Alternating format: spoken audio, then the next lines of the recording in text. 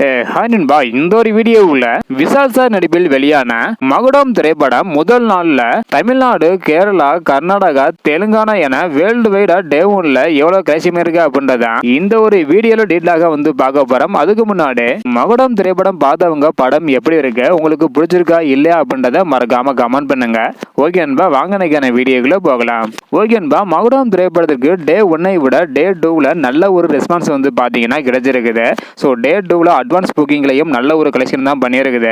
So day 2ல advance booking மூலம் எவ்வளோ collection இருக்கு அப்படின்றத அடுத்த வீடியோவில் பார்த்துடலாம். ஸோ இந்த ஒரு வீடியோவில் டே 1ல வேர்ல்டு வைடா எவ்வளோ கலெக்ஷன் இருக்கு அப்படின்றத டீட்டெயிலாக பார்த்துடலாம். அதன்படி முதலாவதாக தமிழகத்தில் மகுடம் திரைப்படம் டே 1ல 44 லட்சம் வரையும் கலெக்ஷன் பண்ணியிருக்குது. ஆந்திர பிரதேசத்தில் 18 லட்சம் வரையும் கலெக்ஷன் பண்ணியிருக்குது. கர்நாடகாவில் 11 லட்சம் வரையும் கலெக்ஷன் பண்ணியிருக்குது. தெலுங்கானாவில் 9 லட்சம் வரையும் கலெக்ஷன் பண்ணியிருக்குது. கேரளாவில் 3 லட்சம் வரையும் கலெக்ஷன் பண்ணியிருக்குது.